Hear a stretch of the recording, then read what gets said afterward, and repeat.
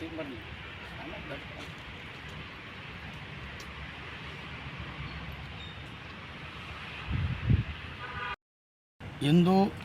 ವೀರ ಕನ್ನಡಿಗರ ಸೇನೆ ರಾಜ್ಯ ಕಮಿಟಿ, ಜಿಲ್ಲಾ ಕಮಿಟಿ, ವಿಭಾಗೀಯ ಕಮಿಟಿ ಮತ್ತು ಚಿಂಚೋಳಿ ತಾಲೂಕು ಮತ್ತು ವಿವಿಧ ಗ್ರಾಮ ಘಟಕಗಳ ಎಲ್ಲ ಅಧ್ಯಕ್ಷರ ಸಮ್ಮುಖದಲ್ಲಿ ನಾವು ಮಾನ್ಯ ಜಿಲ್ಲಾ ವರಿಷ್ಠಾಧಿಕಾರಿಗಳೇ ಅಂದರೆ ಮಾನ್ಯ SP ಸಾಹೇಬರಿಗೆ ಅನ್ನೋದು ಒಂದು ಮನವಿ ನೀಡಿದ್ದೀವಿ.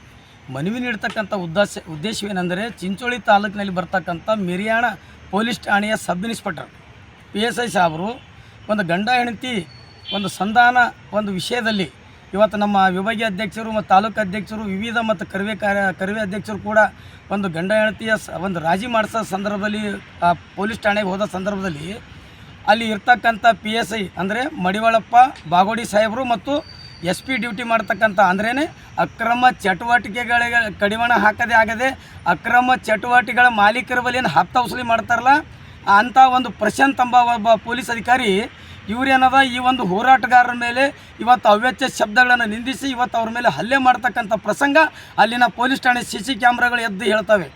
ಇವತ್ತೇನಾದರೂ CC ಕ್ಯಾಮ್ರಾಗಳು ಇವತ್ತೇನಾದರೂ ತನಿಖೆಗೆ ಒಳಪಡಿಸಿದ್ರೆ ನಿಜವಾದ ಸತ್ಯಾಂಶ ಬಯಲಿ ಬರ್ತದೆ.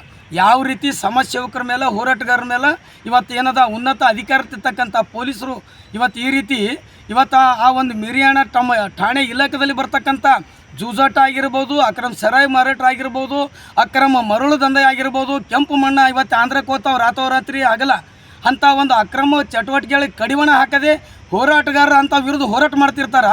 ಆ ಹೋರಾಟವನ್ನು ಸಹಿಸಲಾರದೆ ಇವ್ರ ಮೇಲೆ ಅನ್ನೋದು ಇವತ್ತು ವಿನಾಕಾರಣ ಗುಂಡಾ ವರ್ತನೆ ಮಾಡ್ತಕ್ಕಂಥ ಇವತ್ತು ಈ ಒಂದು PSI ಪೊಲೀಸ್ ಅಧಿಕಾರಿಗಳಂದ್ರೆ ನಾಚಿಕೆ ಬರಬೇಕು.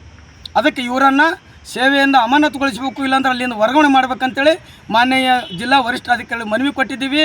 ನಾವು 10 ದಿವಸಗಳ ಗಡುವನ್ನು ನೀಡಿದ್ದೀವಿ.